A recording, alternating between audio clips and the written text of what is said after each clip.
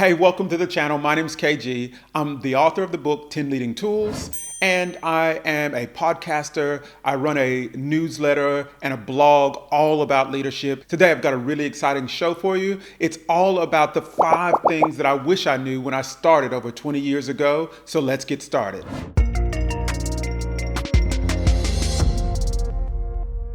All right, let's get started with number 1. The first thing that I wish I knew over 20 years ago was how important purpose is to leadership. What that means is that if you want to guide people, if you want to lead people in anything, you need to be able to give them a reason why.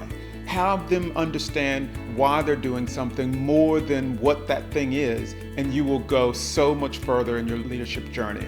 I have a concept that I call purpose over task, and it's in the book, but that is all about understanding one's purpose to deliver something, purpose to do something, and how that plays into the priorities. If you are in a small organization or a big organization, it does not matter. Either way you go, what you want to do is make sure that you can draw a line between the person's purpose and what they're doing as their day-to-day job. So that is the first thing that I'd say, is you need to know that purpose matters. Number 2, the title doesn't matter as much as the tools that you've learned. So let me explain that one. I thought I had to have a title when I first started leading. And that's just the way it is in most situations. What we're looking for is a promotion. We're thinking if I've got the title of supervisor or lead or whatever the next title is, I will have the authority to lead the people around me. And that does help, don't get me wrong. People do respond differently when you have a title. We all know that. But in modern leadership, we realize that it's really about understanding that you can do so much more to lead people even without the title. What I've learned is that learning new tools and skills to help connect with people, to get better at influencing people, that was really the secret to leadership. Because you quickly realize that you can only change titles so many times, and you're not always going to be in a position to be someone's supervisor or their manager. You need to be able to lead as a peer. I have siblings, and we lead each other. So my brothers and sisters may give me some advice, and I may follow that advice. And the same with me. I'm the youngest in my family, but they may follow my advice. And it's not because one is older or younger. It has nothing to do with that. It's really about the connections that we have with each other. And we've learned the best way to communicate back and forth with each other, and that's how we lead. The same thing applies when you're leading each other within your organization or within a team. You don't necessarily need to be the lead to help lead them. And that's really what I learned as part of number 2, is that I don't need permission to lead someone. I can lead them through what I know about them and how I am connected with them as people. And that's the best way to lead. Now on to number 3.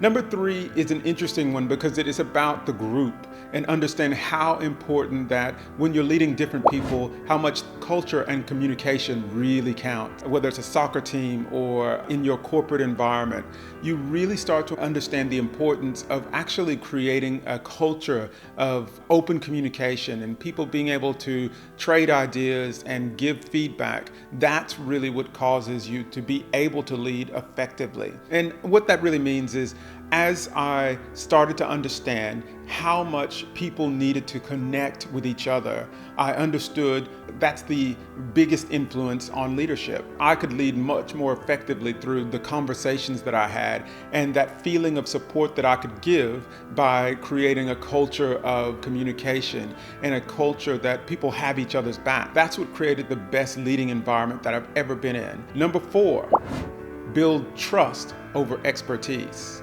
Many of you would be like me. When you started out in your career, you were an expert at something. You were really good, and as you got better and better, people started to look to you as the subject matter expert.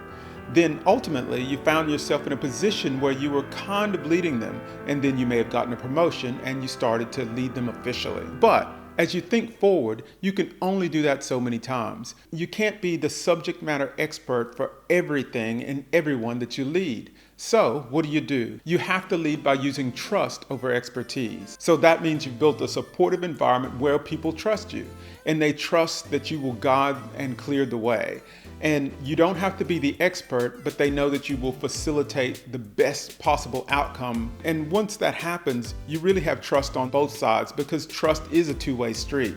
You start to trust them more to deliver, and they start to deliver more successfully because you trust them. And then as you gain the trust of your team, they start to know that you've got their back when something goes wrong. And that's what creates the best learning environment and the best supportive environment that you can create as a leader. And number 5, this is a biggie. Now, especially as modern leaders, especially post-pandemic, we all understand how much adaptability plays into our ability to lead. That really means that as leaders, we have to be able to adjust to the current situation. What we used to do was set a plan and hope that it went exactly the way we planned, and if it didn't, people would fall apart. Now, we know we have to treat things kind of like a navigation system, and that means we try to set a plan. We know the end outcome that we want to achieve, and in the case of a navigation system, we know the end location that we want to get to. Once we know that, we start down the path. And as things change, we have to adjust. And just like our navigation system would adjust, we have to be open and flexible as leaders to adjust to the current situation. We can't just stick to the plan just because it was the plan. Adaptability is about being open and flexible and able to make adjustments with your team and with yourself personally to lead the best outcomes. And that is the last and final part of the puzzle. So that's it for the day. Those are the 5 things that I wish I knew 20 years ago, and it would have made my life so much easier. If you like this content, if you like anything about this channel, please subscribe. Please turn on your notifications, and we'll see you next week. Number 4, oops.